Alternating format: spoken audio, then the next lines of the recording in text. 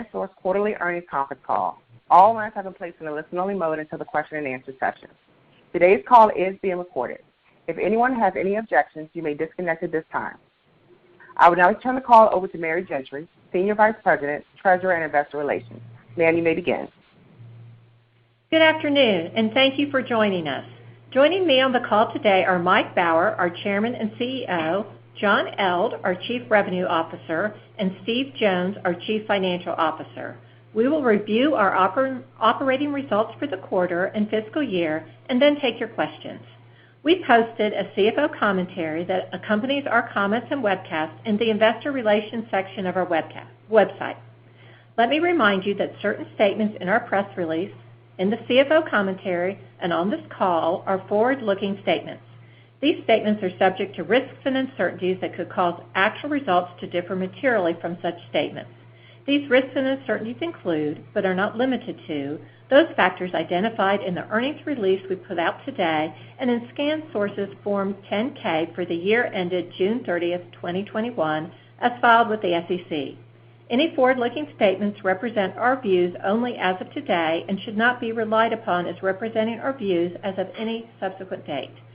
ScanSource disclaims any duty to update forward-looking statements to reflect actual results or changes in expectations, except as required by law. During our call, we will discuss both GAAP and non-GAAP results and have provided reconciliations between these amounts in the CFO commentary and in our press release. These reconciliations also can be found on our website and have been filed with our Form 8-K. I'll now turn the call over to Mike. Thanks, Mary, and thanks everyone for joining us today. Each quarter of our fiscal year, I've shared with you our consistent execution and strong momentum in driving our strategic plan. For our fourth quarter, we achieved outstanding sales and profitability growth. Throughout the fiscal year, we built back our sales volumes, and our fourth quarter sales of $853 million topped our pre-COVID sales levels. For the fourth quarter, operational excellence by our employees drove the achievement of 34% year-over-year net sales growth and a non-GAAP EPS of 96 cents. During fiscal year 2021, ScanSource has demonstrated that our hybrid distribution model is winning in the marketplace. Our talented team of sales, marketing, and engineering professionals create hybrid solutions that allow our channel partners to meet the technology demands of end-user customers. We are enabling our channel partners to accelerate their transformation to an exciting and fast-growing digital world of opportunity. Due to our specialized expertise, ScanSource is uniquely positioned to capitalize on the massive marketplace shift to cloud, X, which is everything as a service, and subscription-based models. John, in a few minutes, will describe some of the ways our channel, both sales and supplier partners, are delivering innovative value to end-user customers across many different markets. We are gaining market share from competitors while creating demand for new opportunities that require our specialized expertise. As we transition from the impacts of COVID on our business during FY21, we are prepared for the business opportunities ahead. Our team of highly motivated and immensely talented professionals will make a difference as we tackle the year ahead. Our successes in FY21 were achieved because our people strengthened their relationships with long-standing customers and gained new customers as well. I will now turn the call over to John to discuss our business performance.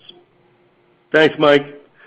Q4 was a strong finish to an impressive year of improving results.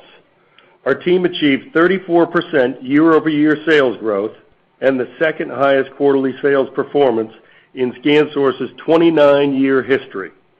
I'm excited by the continued energy and momentum across our business, as evidenced by the broad-based sales and profitability growth we delivered in Q4. Our growth was fueled by strength in big deals, taking share from competitors, increasing wallet share with our existing customers, and adding new customers. Our fourth quarter results reflected operational excellence by our employees throughout the business as we navigated a challenging and supply-constrained environment. Our teams delivered outstanding partner and supplier experiences and proved our ability to exceed partner expectations. In our barcode, networking, and security segment, net sales increased 34% year-over-year and 19% quarter-over-quarter, led by strong market demand, especially in mobility. With increased demand and continued labor shortages, end customers are implementing mobile computing solutions to increase worker productivity. With the reopening of Main Street, our payments business, which has a higher margin profile from wrapping margin-rich services around hardware, rebounded well. We saw accelerated demand for more complex and innovative offerings to support curbside pickup and pay at the table.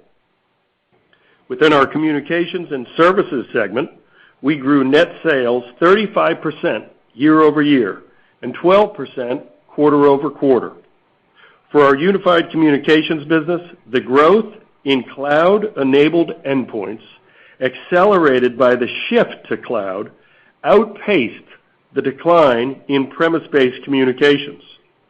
The hybrid office and remote work trends are proving significant opportunities for our UCaaS, CCaaS, cloud-enabled endpoints, and connectivity solutions.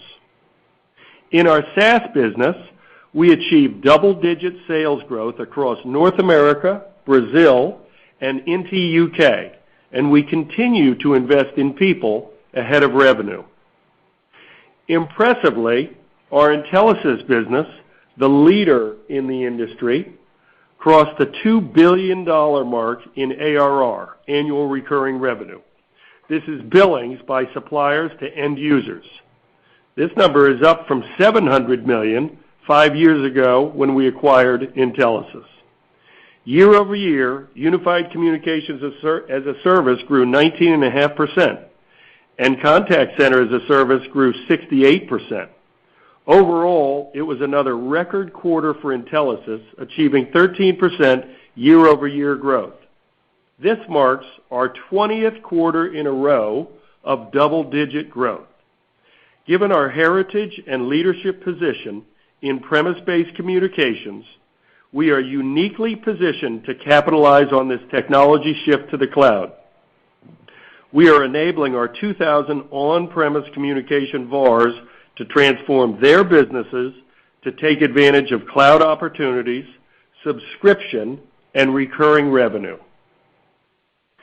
Each quarter of our fiscal year, including Q4, our team in Brazil has delivered consistent performance on both top-line revenue and profitability through strong financial discipline. We experienced strength in big deals and increased market share with strong double-digit growth across barcode and mobility, cybersecurity, and digital workplace solutions. In addition to our success across hardware, our business in Brazil continues to build outstanding momentum across SaaS and cloud solutions. We're on a journey to identify and address end-user technology buying and consumption patterns. We've been expanding on our capabilities organically and through acquisitions to enable our partners to meet these end-user requirements. As a leader in hybrid distribution, we are accelerating the future of technology for our partners across hardware, software, connectivity, and cloud. Fundamental to our strategy is alignment with our suppliers and sales partners to understand the ever-changing requirements of our markets. With this market knowledge, we've developed deep, specialized expertise in suppliers, technologies, and end-user buying preferences. Around these, we've built some of the industry's most impactful services and programs to enable our partners' success. Because of our success in hybrid distribution, suppliers look to ScanSource to help solve their most complex go-to-market challenges. As an example, in June, we announced our expanded relationship with Cisco to help them unlock new opportunities for growth in UC, cloud, and recurring revenue across our Intelisys channel. As a part of our commitment to partner success, we lead in enabling our partners to thrive in today's digital world. In FY21, we hosted an unprecedented 450 marketing events focused on the skills, technologies, talent, and business opportunities needed for success in this new age. I'm also excited about key leadership changes we've made. In August, Tony Sorrentino, a 22-year ScanSource veteran and expert in hardware distribution and channels, was promoted to president of our North America hardware business and will lead the merging of hardware distribution and services for our next phase of growth. A few weeks later, we announced that 26-year channel veteran and expert in cloud services and channels, John Delosier, joined us as president of Intelisys. John is a longtime supporter of the channel who is laser-focused on partner and supplier success, including uncovering new opportunities for growth. The collective expertise and experience that Tony and John bring to the channel in hardware and cloud services will help us accelerate and scale our hybrid distribution growth strategy. In summary, we are excited about our Q4 performance, the strength and momentum of our business, and the opportunities that lay ahead. I also want to send out a massive thank you to all of our employees and all of our partners for their commitment, dedication, and loyalty to ScanSource and our joint success. Now, Steve will take you through the financial results. Thanks, John. Our strong fourth quarter results demonstrate our team's successful execution of our strategic plan.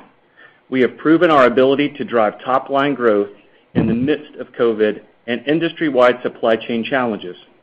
Our fourth quarter net sales of $853 million increased 34% year over year and 17% quarter over quarter.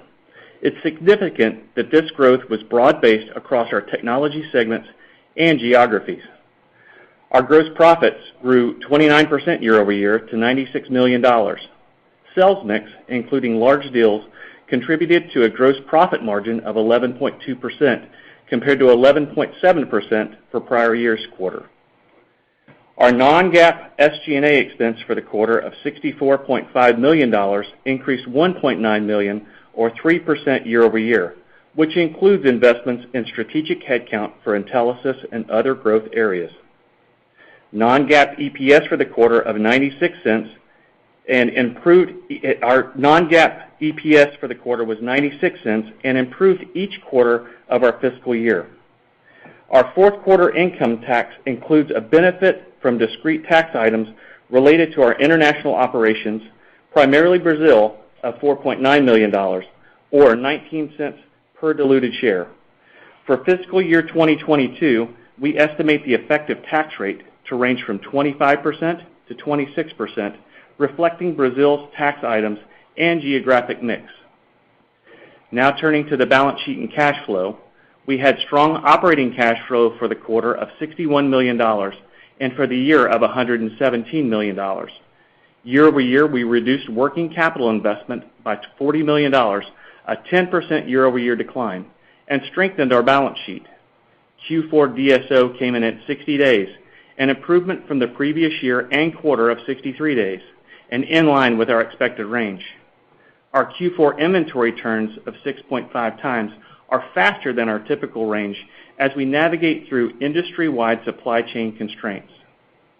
On June 30th, 2021, we had cash and cash equivalents of $63 million and debt of $143 million.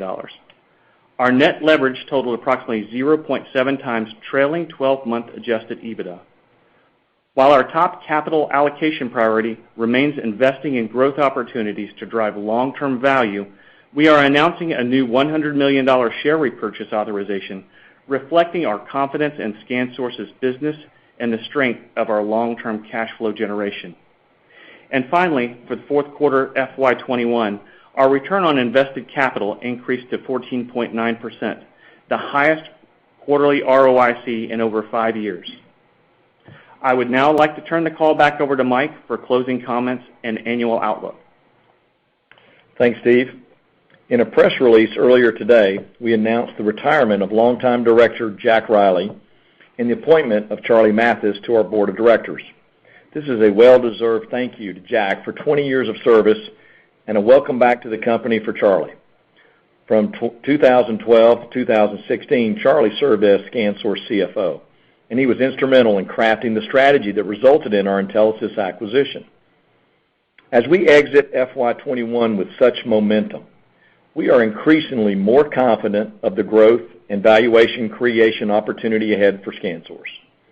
In the past, we have provided quarterly financial guidance, and we were always explaining to our investors that our hardware distribution business works with limited visibility, without bookings or backlog.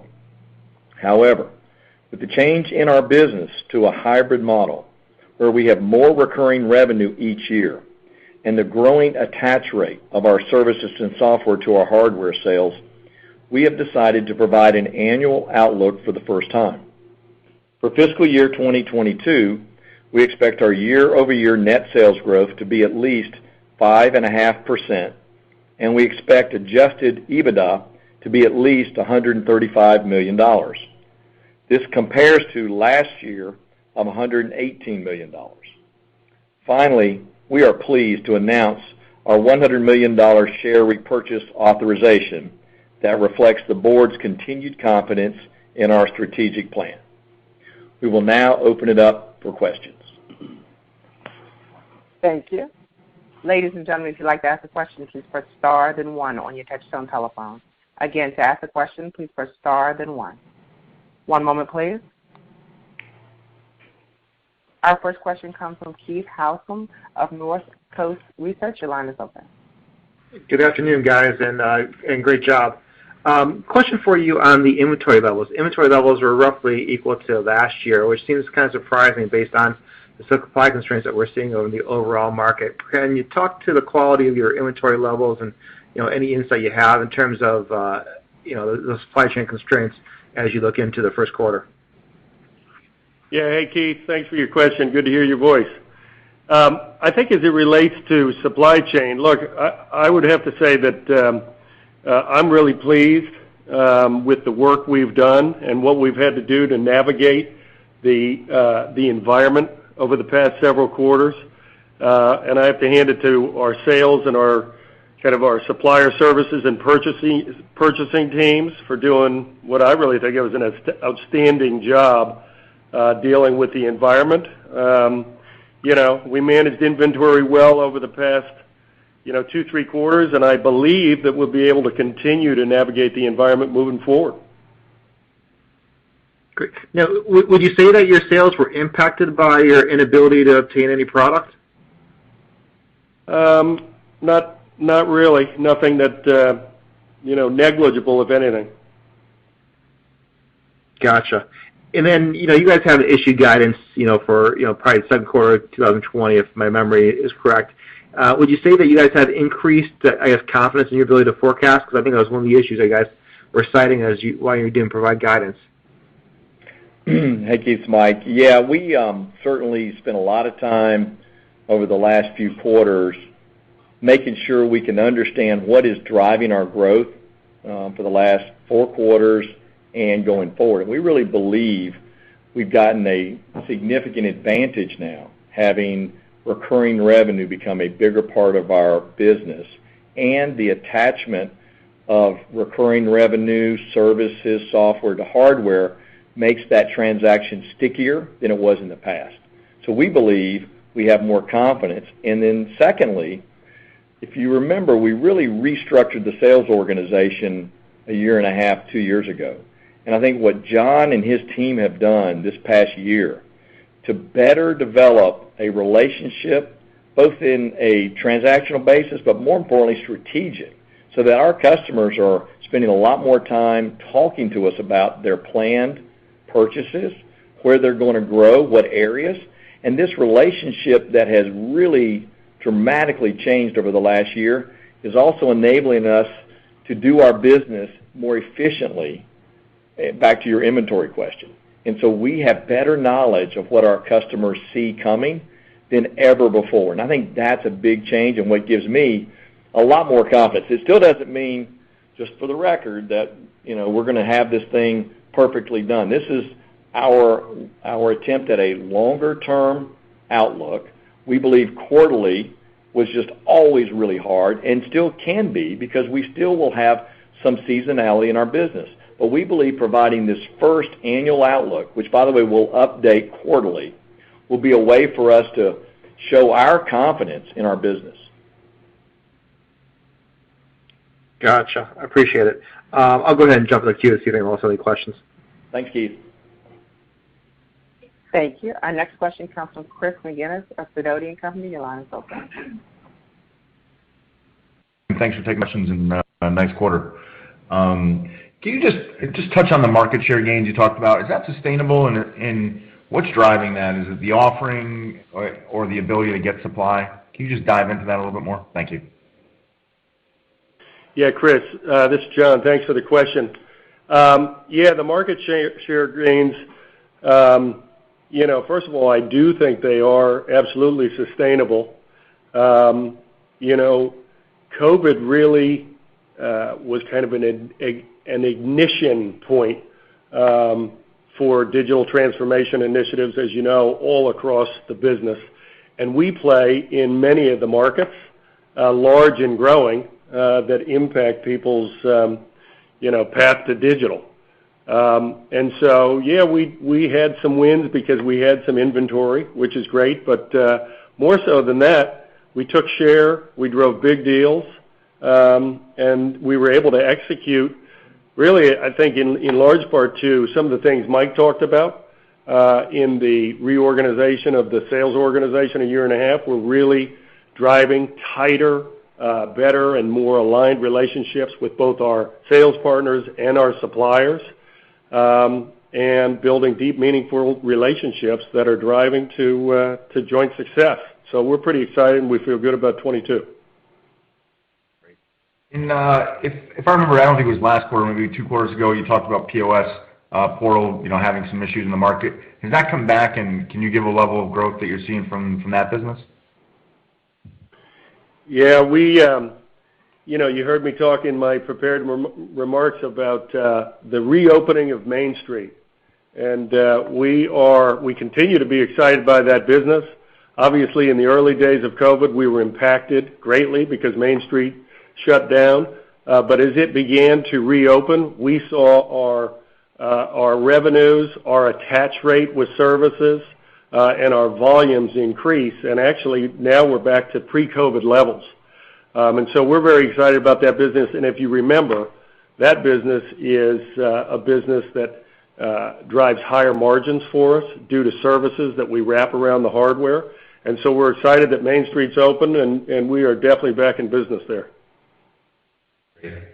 And then just last question, just on the new share authorization. You just, do you expect to be active on that relatively soon, or is there opportunities maybe for M&A when you look at the strength of the balance sheet and the cash flow? Thank you. Yeah, hi, Chris. This is Steve Jones. Thanks for the question. So I would say that our first priority is always going to be to look for those long-term value creation opportunities, and that would be around growth, both organic and in our M&A opportunities. So that would be our top priority. Okay, great. Thanks for taking my questions, and good luck in Q1. Thanks. Thank you. Again, ladies and gentlemen, if you'd like to ask a question, please press star, then 1. One moment, please. I'm showing no further questions at this time. I'll have to turn the call back over to Mike Bauer for any closing remarks. Great. Thank you for joining us today. We expect to hold our next conference call to discuss September 30th quarterly results on Tuesday, November 9th, 2021. Thank you. Ladies and gentlemen, this does conclude today's conference. Thank you all for participating. You may all disconnect. Have a great day.